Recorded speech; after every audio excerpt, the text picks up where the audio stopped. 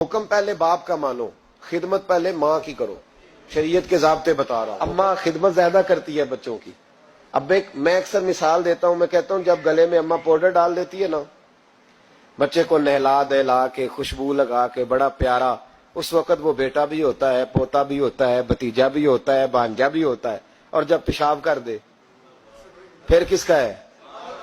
ماں کا.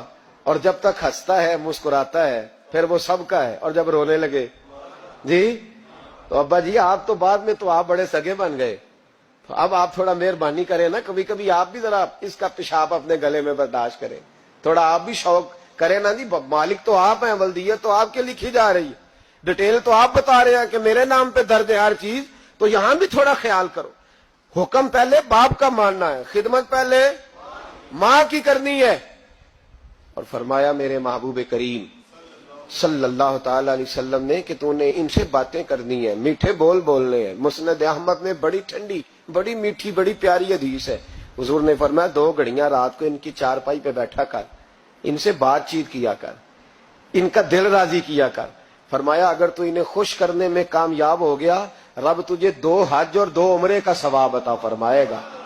اگر تو انہیں اور ماں باپ اگر پردہ کر جائیں پھر تیری دعاؤں کا رخ ماں باپ کی طرف.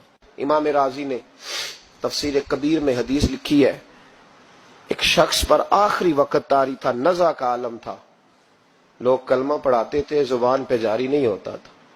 ان حدیثوں کو روز یاد کیا کرو، روز ماں باپ سامنے آئے تو ان حدیثوں کو ذہن میں لایا کرو.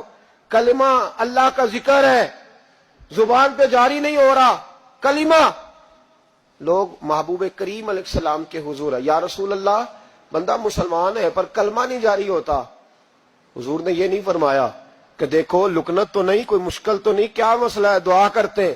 فوراً امام راضی نے لکھا ہے نبی پاک نے فوراً فرمایا پتہ کرو اس کی ماں زندہ ہے. یا رسول اللہ ہے.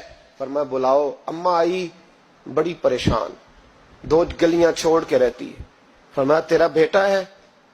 تو ماں نے مصطفیٰ کا چہرہ دیکھا تو رو پڑی، کہنے لگی حضور میرا ہی ہے. فرمایا تو ناراض ہے؟ اماں کہنے لگی حضور بڑی ناراض ہوں، اس نے بڑے ظلم کیے، بڑی زیادتیاں کی میرے ساتھ. یا رسول اللہ صلی اللہ علیہ وسلم بڑا ستایا. تو بابو فرمانے لگے چل معاف کر دے، تو معاف کرے گی تو روح نکلے گی، تو معاف کرے گی تو کلمہ طیبہ جاری. کہنے لگی حضور میں کبھی معاف نہیں کرتی.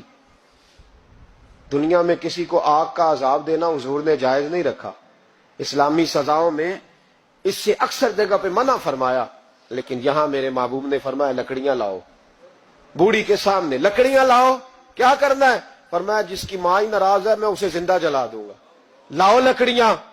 صحابہ اٹھ کے جانے لگے، ابھی 2 آدمی دروازے سے بھی نہیں نکلے تو بول پڑی، کہنے لگی نہ حضور اسے جلایا نہ جائے، حضور جلانا نہ. فرمایا چل معاف کر دے. 3 دفعہ بولی، کہنے لگی میں نے معاف کیا، میں نے معاف کیا، میں نے معاف کیا.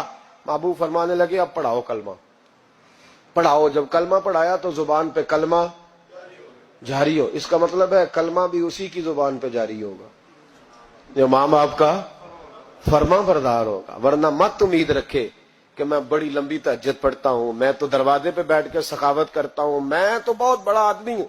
اپنے ماں باپ کی طرف دیکھیں، ان کا خیال فرما.